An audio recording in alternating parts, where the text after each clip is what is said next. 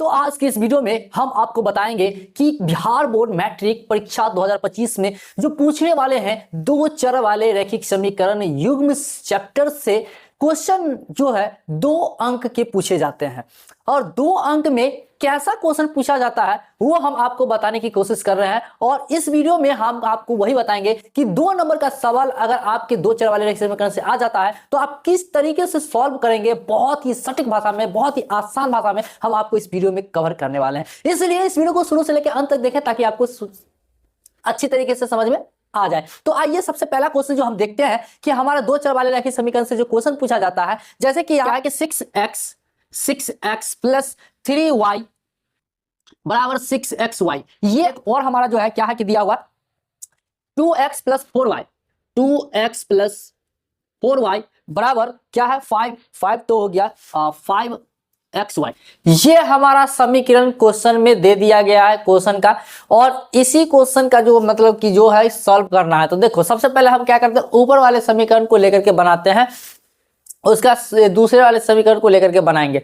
तो सीधी सी बात आप समझ लो कि इसमें करना क्या होता है कि किसी एक को विलुप्त करना होता है। क्या करना होता है, किसी एक को विलुप्त करना होता है, तभी दूसरे का मान निकलता है। तो सबसे पहले आप देख लो कि हम इसका काम करते हैं, किसका काम करते हैं, इसका काम करते हैं। यानी कि हम यहाँ पे कर देते हैं 6x plus 3y plus 6xy में हम क्या करेंगे, एक्स वाई से भाग दे देंगे। क्या करेंगे, एक्स वाई से भाग दे देंगे। तो यहां पे हम लिख देते हैं एक्स वाई से भाग देने पर, एक्स वाई से भाग देने पर, एक्स वाई से पहले भाग दे देते हैं। तो देखो यहाँ 6x है और प्लस 3y है और बराबर 6xy है। इसको एक्स वाई से भाग देंगे मतलब इसमें भी एक्स वाई से भाग देंगे और इसमें भी एक्स वाई से भाग देंगे और इसमें भी एक्स वाई से भाग देंगे।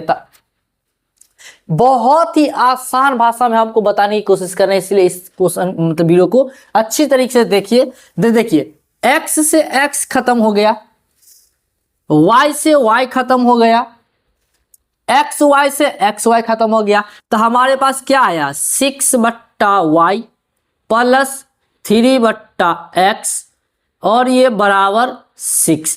इसको आप समीकरण 1 मान लो। क्या मान लो, समीकरण 1 मान लो। अब हम नेक्स्ट इस वाले पे आते हैं। तो इस वाले को देखो क्या है 2x प्लस 4y बराबर 5xy। इसमें भी हम एक्स वाई से भाग देंगे। क्या करेंगे, एक्स वाई से भाग देंगे। तो चलो एक्स वाई से भाग देते हैं। तो यहां पर भी हम जिस तरीके से यहां पर लिखे हैं उसी तरीके से यहां पर लेंगे, एक्स वाई से भाग देने पर, एक्स वाई से भाग देने पर, ठीक ना। तो उसके बाद यहां पर देखो कि 2x प्लस 4y बराबर 5xy है। इसमें xy से भाग देंगे सब में, मतलब इसमें भी xy से भाग देंगे और इसमें भी xy से भाग देंगे और इसमें भी xy से भाग देंगे। तो यहां पर देखो बट्टा में x से x खत्म, y से y खत्म, एक्स वाई से एक्स वाई खत्म, यानी 2/y प्लस 4/x बराबर 5। इसका कुछ नहीं जाएगा, इस यहां पे इसको मान लेते हैं हम समीकरण 1। यानी कि अब हमारा समीकरण 1 समीकरण 2 निकल के आ गया। अब हम क्या कर लेंगे, समीकरण 1 और समीकरण 2 से करेंगे। ये वीडियो अगर आपको थोड़ा भी अगर अच्छा लग रहा है तो प्लीज वीडियो को लाइक कर दीजिए, अपने दोस्तों में शेयर कर दीजिए। हमारे चैनल पर अगर आप पहली बार आ रहा है तो प्लीज हमारे चैनल को सब्सक्राइब कर लीजिए, बेल आइकन का दबा लीजिए। और अगर हमारे चैनल को सब्सक्राइब कर लिया है तो आपको बहुत बहुत तहे दिल से धन्यवाद। यहाँ पर जो है ना हमारा समीकरण 2 निकल गया और 1 निकल गया पहले से ही। तो अब हमको क्या करना है, समीकरण और एक समीकरण 2 को लेके बनाना है। तो यहां पर देखो किसी एक को देखो, सबसे पहली बात हम आपको बता दें, देखिए समीकरण 1 में क्या है 6/y 3/x बराबर 6, यहाँ है 2/y 4/x बराबर 5। मतलब मिलता जुलता नहीं है, किसी एक को विलुप्त करेंगे या किसी एक को विलुप्त करने के लिए दोनों का सेम होना बहुत जरूरी है। तो इसीलिए हम दोनों में से किसी एक को सेम करेंगे। अब जैसे समीकरण मतलब सेम हो, किसी से गुना कर दो, 3 से गुना कर दो, 4 से, 5 से, 10 से, किसी से गुना कर, लेकिन सेम होना चाहिए विलुप्त करने के लिए। तो यहाँ देखो यहाँ 6/y है, यहाँ 2/y है, मतलब अगर y को हम विलुप्त करते हैं तो कितना से गुना करना पड़ेगा, 3 से गुना करना पड़ेगा। तभी तो यहाँ पर मतलब किसको गुना करना पड़ेगा, 2 को, समीकरण 2 को 3 से गुना करना पड़ेगा। यानी यहाँ देखो इसको कुछ नहीं करेंगे, यहाँ पर 6/y लाना चाहिए, तो 6/y लाने के लिए यहाँ पर 3 से गुना करेंगे ना। अगर हम मान लो कि हमको जो है अगर x को विलुप्त करना है तो हमको दोनों में गुना करना पड़ेगा, मतलब यहाँ पर 4 से गुना करना पड़ेगा और समीकरण 2 में 3 से गुना करेंगे, तो 4×12 4×12 मतलब सेम आ जाएगा तो कट जाएगा। लेकिन हम समीकरण 2 में ही कर देते हैं काम, यानी कि यहाँ पे हम आपको बता देते हैं समीकरण 1 और समीकरण 1 में किसी से गुना नहीं करेंगे, समीकरण 2 में 3 से गुना करेंगे, तो 2 गुना 3 से ऐसे लिख सकते हैं। समीकरण 1 और गुना 2 मतलब समीकरण 2 गुने 3 से। तो अब यहाँ पर देख लो गुना कर देते हैं। इस समीकरण 1 को तो कुछ करना नहीं है, ऐसे ही रहेगा, मतलब 6y प्लस 3x बराबर 6 इसी तरीके से रहेगा। लेकिन 2 में 3 से गुना करना पड़ेगा, मतलब ये 2 समीकरण है, इसमें 3 से गुना करना पड़ेगा। तो गुना करो तो 3 दूना 6y प्लस 4 12x बराबर 5 15 कुछ इस तरीके से हमको लेना पड़ेगा। तो यहाँ पे आप क्लिक देख लो कि यहाँ पे हम प्लस है तो माइनस करेंगे, प्लस है तो माइनस करेंगे, प्लस है माइनस करेंगे, मतलब ये कि अब बीच वाला जो है प्लस माइनस वाले को भूल जाएंगे, ऊपर वाले और नीचे वाले को याद रखेंगे। तो यहाँ पे देखो प्लस और माइनस सेम है, प्लस माइनस क्या हो जाएगा, कैंसिल हो जाएगा, कट जाएगा। तो कट जाएगा, हमारे पास ये बचा। अब यहाँ देखो क्या बचा, 3/x और ये -12/x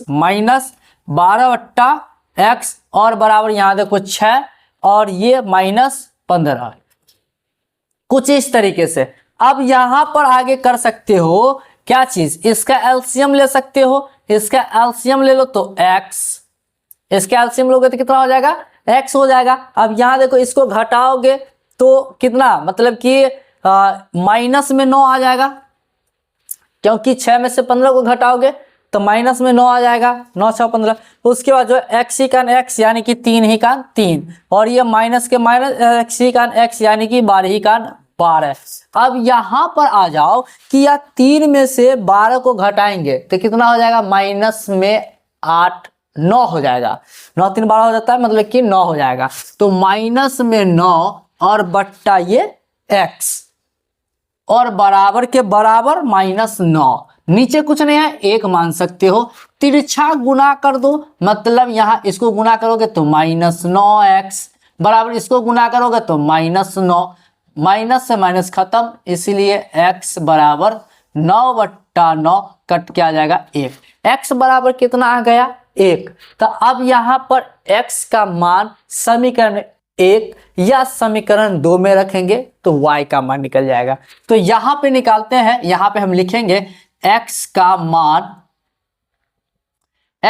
मान समीकरण 1 में रखने पर, समीकरण 1 में ही रख देते हैं, ठीक ना। तो रखने पर यहाँ पे हम कर देते हैं, तो समीकरण 1 देखो कितना है 6/y, तो यहाँ पे करते हैं 6/y प्लस 3/x बराबर 6। अब यहाँ पर x का वैल्यू रखेंगे, तो x का मान रखेंगे तो ये 6/y ऐसे ही रहेगा और ये प्लस 3 के 3 और बट्टा ये x का मान रखेंगे 1 बराबर 6।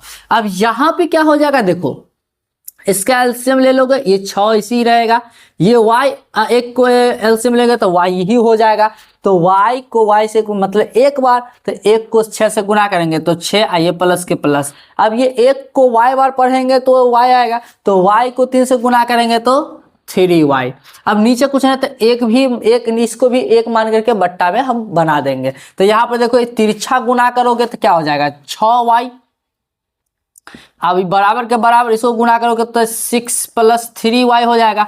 अब यहाँ पर ले लो ये 6y पहले से है और ये इधर आएगा तो माइनस में 3y अब बराबर 6, ये आ गया कुछ इस तरीके से। उसके बाद आपका आ जाता है, यहाँ पर देख लो कि क्या करेंगे, या इसको यहाँ पे हम बताते हैं, ये 6y में से 3y गया तो कितना हो जाएगा 3y, कितना हो जाएगा 3y। अब बराबर ये 6 पहले से, अब इस यहाँ पर y हम निकाल देंगे, तो यहाँ पे इसीलिए y बराबर निकालेंगे तो 6/3 हो जाएगा, जिसकी कट क्या आ जाएगा 2। यानी कि हम कह सकते हैं कि क्या चीज, कि x बराबर 1 y बराबर 2, ये इस तरीके से जो है इसका आंसर हो जाता है।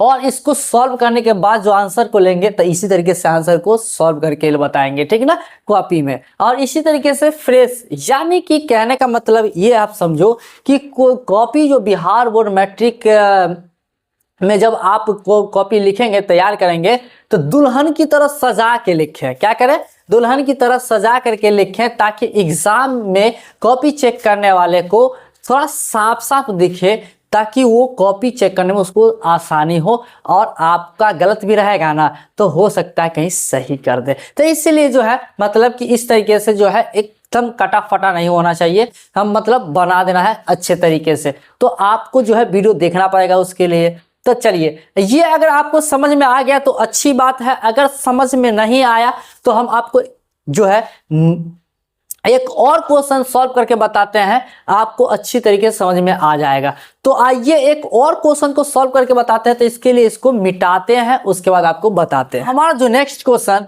आपको हम एक और क्वेश्चन बोले थे, बताते हैं कि यहाँ पर देखो क्वेश्चन जो है 4/x क्या है, यहाँ पर दिख रहा है, हाँ देखो, चलो देखो यहाँ पे 4/x प्लस ये बुआ x है, क्या है x है, और प्लस 3y बराबर 14, ये हमारा एक ये आ जाता है। तो इसको आप समीकरण 1 मान लो। उसके बाद नेक्स्ट हमारा जो है 3/x प्लस क्या है कि सॉरी माइनस है, प्लस नहीं है, यहाँ पे माइनस है, कितना है 4y बराबर 23।